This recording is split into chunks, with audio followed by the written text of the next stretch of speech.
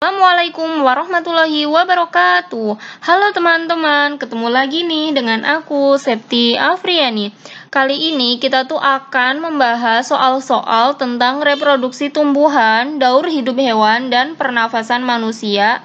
Jadi buat teman-teman yang belum nonton yang part satunya, boleh banget tuh kalau nonton dulu yang part satunya. Yuk dimulai. Soal nomor 1, pasangan jenis reproduksi dan tumbuhan yang tepat adalah titik-titik. Nah, ini tuh ada beberapa reproduksi vegetatif alami ya teman-teman. Nah, ini tuh nama-nama tumbuhannya. Mana nih yang tepat? Kita bahas aja ya. Kalau rizoma atau akar rimbang itu contohnya jahe, kunyit, jahe-jahean lah yang kayak gitu-gitu. Nah, sedangkan kalau pisang, bambu, tebu ya, ini salah ya teman-teman. Ini salah karena pisang, bambu, tebu itu kan pakainya tunas ya teman-teman. Kalau stolon itu tuh batang menjalar di permukaan tanah dengan posisi sejajar terhadap permukaan tanah. Nah, itu tuh contohnya arbei dan pegagan. Jadi tuh jawabannya yang ini nih teman-teman, yang B. Yang C, umbi batang, itu contohnya kentang ya teman-teman. Umbi batang itu kan batang yang menggembung gitu kan teman-teman, isinya tuh cadangan makanan. Sedangkan kalau sor bebek itu masuknya ke kuncup adventif daun. Umbi lapis itu tuh contohnya bawang merah ya teman-teman. Pasti kalau ngiris bawang merah tuh kayak gitulah, berlapis-lapis kan. Terus kalau misalnya jamur, paku, lumut itu tuh pakainya spora ya teman-teman. Kalau yang ini jelas salah ya, ini tunas tadi udah disebutin, contohnya tuh pisang, bambu, tebu. Kalau bambu, pisang ini benar tunas, tapi ini jahenya nih yang salah. Jahenya tuh harusnya ke rizoma, jadi tuh jawabannya yang B ya teman-teman. Solon atau geragi, contohnya arbei dan pegagan. Soal nomor 2, tumbuhan tingkat tinggi melakukan perkembangbiakan dengan cara yang berbeda-beda untuk mempertahankan jenisnya. Cara perkembangbiakan yang dilakukan oleh tanaman pada gambar di bawah ini adalah titik-titik. Nah, teman-teman, ini tuh gambar kayak gini nih. Pasti teman-teman tahu. Ini tuh contoh dari jahe-jahean ya. Ini tuh jahe. Jadi kalau jahe itu masuknya kemana nih, teman-teman? Tadi udah aku sebutin ya. Masuknya ke rimpang atau rizom. Soal nomor 3, seorang peneliti berupaya mengembangbiakan dua tanaman jagung yang berbeda sifat. Tujuan pengembangbiakan tersebut untuk memperoleh tanaman baru dengan sifat unggul. Teknik pengembangbiakan yang tepat diterapkan oleh para peneliti adalah titik-titik. A. Stek untuk mempercepat masa panen tanaman baru. Enggak ya teman-teman. D. Kultur jaringan sehingga diperoleh tanaman baru dalam jumlah banyak. Ini juga enggak ya teman-teman, karena di sini tuh sifat unggul. Terus C. Cangkok sehingga tanaman baru yang diperoleh identik dengan induknya. Ini salah ya teman-teman. Kalau yang D. Pembastaran karena sifat keturunan merupakan penggabungan sifat kedua induknya. Nah, jadi tuh jawabannya yang ini nih teman-teman, yang D. Pembastaran atau nama lainnya tuh perkawinan silang gitu loh teman-teman. Atau hibridasi. Kalau yang E runduk sehingga tanaman baru yang diperoleh identik dengan induknya, ini juga enggak ya teman-teman. Jadi karena di sini tuh dua tanaman, terus sifatnya beda, terus pengennya tuh sifatnya unggul, berarti itu kan bisa diperoleh dari penggabungan sifat kedua induknya itu kan, jadi pakainya yang pembastaran. Soal nomor 4, hewan yang memiliki daur hidup serupa seperti daur hidup pada gambar adalah titik-titik. Nah teman-teman, ini adalah daur hidup kecoa ya teman-teman, dan kita lihat di sini dari yang nimfanya sampai imagonya atau dewasanya itu kan nggak beda jauh. Berarti ini tuh masuknya metamorfosis sempurna atau tidak sempurna teman-teman? Tidak sempurna ya teman-teman. Jadi kita cari tuh mana yang pakai metamorfosis tidak sempurna. A. Belalang dan katak. Kataknya enggak ya teman-teman. Kataknya itu masuk ke metamorfosis sempurna. B. Nyamuk dan belalang. Ini juga nyamuknya enggak ya teman-teman. Nyamuk itu masuk ke metamorfosis sempurna. C. Jangkrik dan rayap. Nah ini nih jawabannya, jadi yang C. Jangkrik dan rayap. Jadi emang bentuk tubuh dari kecil sampai gedenya tuh nggak beda jauh. Kalau yang D. Jangkrik dan kupu-kupu. Nah ini kupu-kupunya yang salah. Ini kupu-kupunya harusnya metamorfosis sempurna.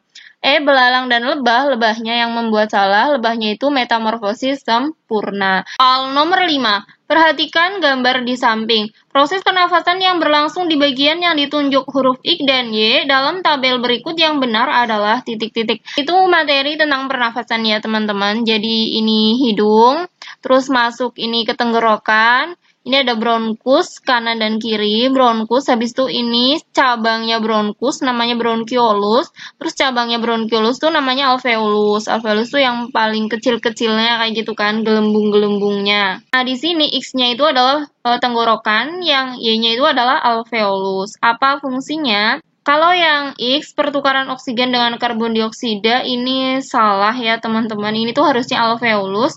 Kalau yang Y, penyesuaian kelembaban udara ini di hidung teman-teman. Ini tuh harusnya alveolus ya. Harusnya ini itu yang Y-nya. Kalau yang B, penyesuaian suhu udara, di X-nya itu juga salah ya teman-teman. Karena ini tuh terjadi di hidung.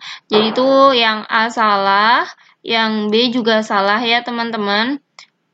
Kalau yang C, penyaringan kotoran yang terdapat dalam udara pernafasan itu benar terjadi di hidung dan tenggorokan. Jadi kalau misalnya yang di tenggorokan, penyaringan kotoran-kotorannya itu tuh dilakukan oleh sel-sel bersilia yang melapisi bagian dalam tenggorokan itu.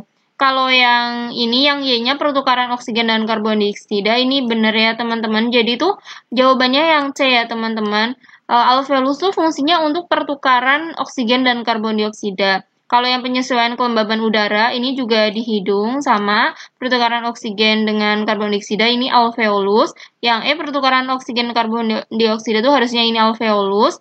Penyaringan kotoran yang terdapat dalam udara pernafasan itu di hidung dan di tenggorokan kayak gitu ya teman-teman. Jadi di sini di hidung itu terjadi penyaringan udara pernafasan, terus pengaturan kelembaban dan suhu.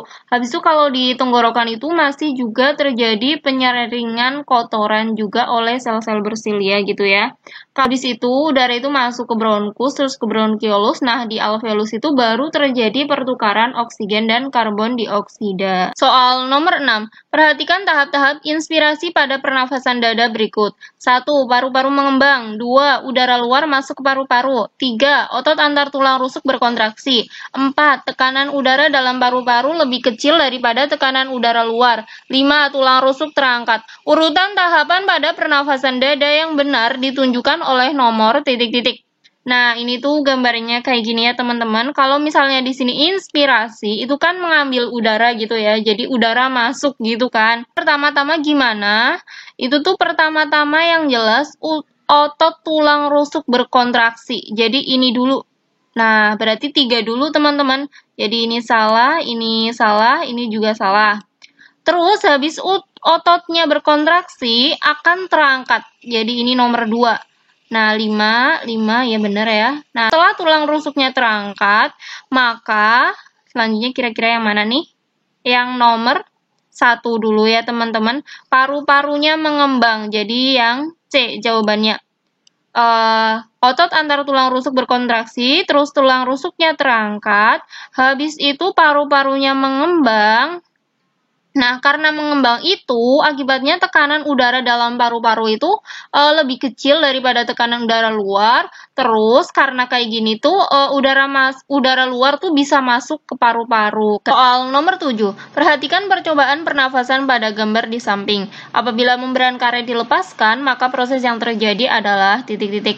Nah, teman-teman, jadi tuh ceritanya ini balonnya tuh paru-paru. Nah, ini tuh pipa yang nanti untuk udaranya. Nah, kalau ini dilepas, ini kan bakal kempes tuh balonnya. Jadi tuh jawabannya kalau kedua balon mengembang ini salah, ini juga salah. Nah, terus tekanan udara dalam tabung rendah, kedua balon mengempis, udara keluar. Enggak ya teman-teman. Jadi kalau misalnya udara keluar itu karena tekanan udara di dalam tabung tuh tinggi.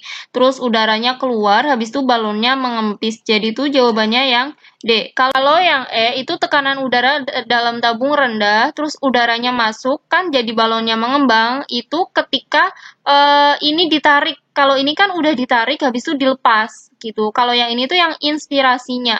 Kalau yang ini, yang soal ini, membran karet dilepaskan, itu yang ekspirasinya. Jadi mengeluarkan udara, kayak gitu ya teman-teman. Jadi kalau misalnya di soalnya itu tadinya balonnya kempes terus habis itu jadi mengembang lah ya, intinya tuh ditarik. Nah, kalau misalnya ditarik, itu kan tekanan udara dalam tabungnya tadinya rendah, terus udaranya masuk. Nah, karena masuk dia balonnya jadi mengembang. Tapi kalau misalnya ini dilepaskan, berarti kan tekanan udara di dalam tabungnya tadinya tinggi, terus udaranya bakal keluar, balonnya jadi kempes. Kayak gitu ya, teman-teman.